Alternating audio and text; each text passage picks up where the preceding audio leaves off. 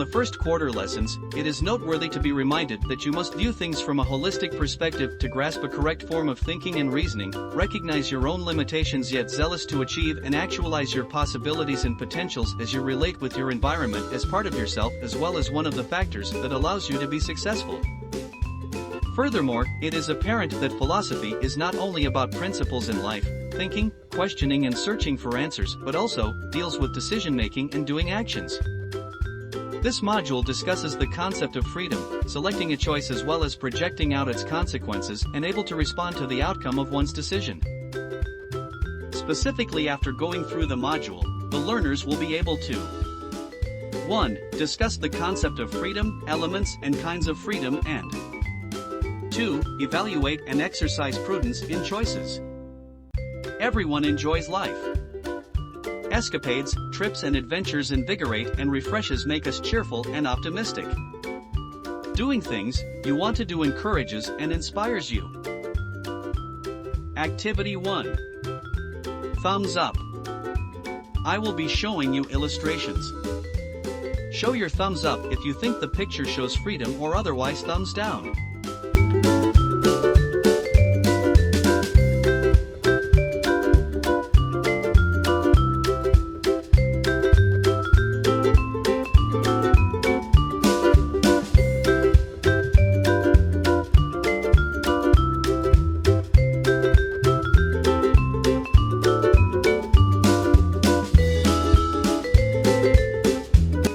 What is freedom?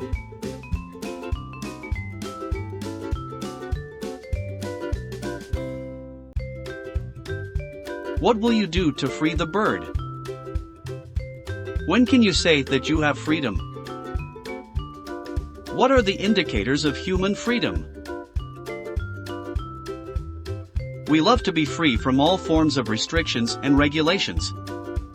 A life full of happiness and merrymaking, no ifs and buts, no prohibitions and taboos.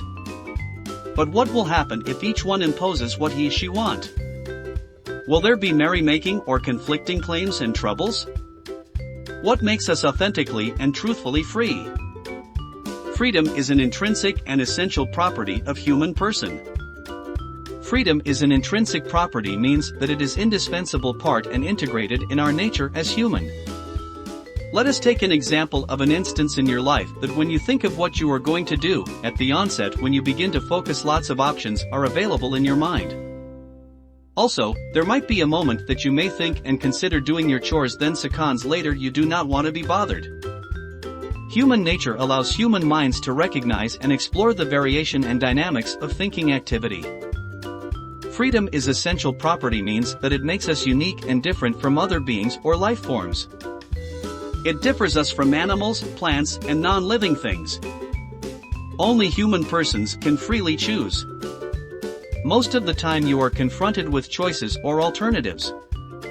Animals cannot choose. They act instinctively. Their responses are intrinsically dictated by stimuli. Parrots can utter human words, dogs can determine questionable goods, pet animals can be compassionate and emotionally attached are results of continuous training and practice sessions. They are modified compared to those untrained animals. Their instinct nature dictates their behavior mainly to thrive and survive. Furthermore, freedom is the power to determine what you want to be and the ability to decide and create yourself. This pertains to your visions of yourself in the future. You can make your own preferences and shape your identity. It is in your interest, dedication and determination to develop and harness your skills and talents. Your satisfaction, contentment and success depend primarily on your own efforts and perseverance. Freedom involves voluntariness in making a decision and responsibility for doing an action.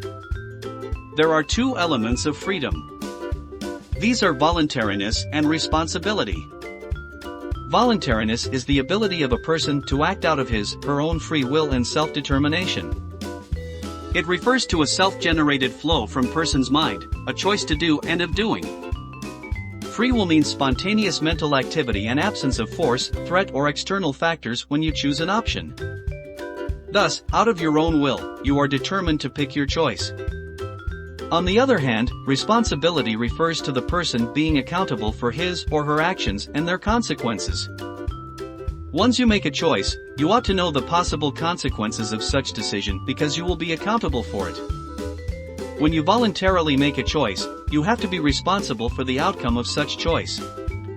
Prudence is the ability to regulate one's action and behavior.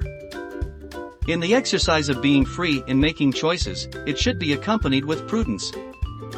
As you venture this topic, use the succeeding concepts on freedom.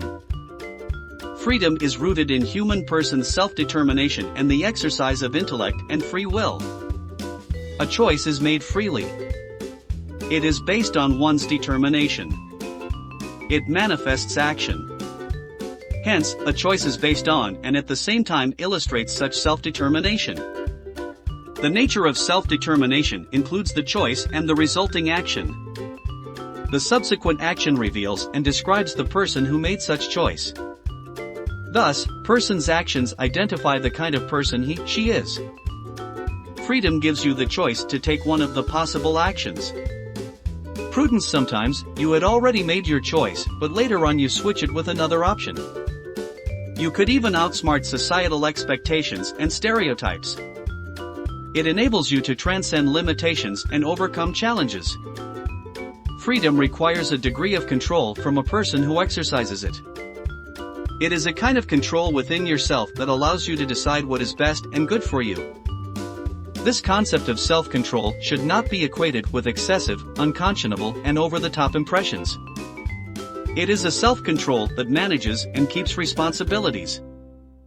A person is less free when he is not in the state of self-control, like intoxicated with liquors or pernicious obsession with things, games, and unhealthy activities.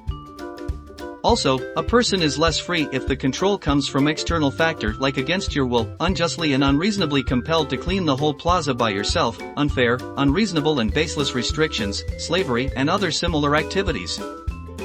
In the exercise of freedom, when it traverses and violates human rights, it makes actions less free or worse, dehumanizes persons. You ought to bear in mind that true freedom involves voluntariness and responsibilities. You should holistically consider responsibility to yourself and to others and be accountable to the consequences of your choice.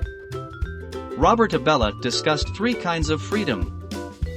These are physical freedom, psychological freedom, and moral freedom. Physical freedom is a kind of freedom where there is no physical inhibitions. You could move, go and visit places and meet persons you like. Psychological freedom is called a freedom of choice to do actions according to one's discretion and preference of what is right and wise. Moral freedom is freedom that maintains human dignity and goodness.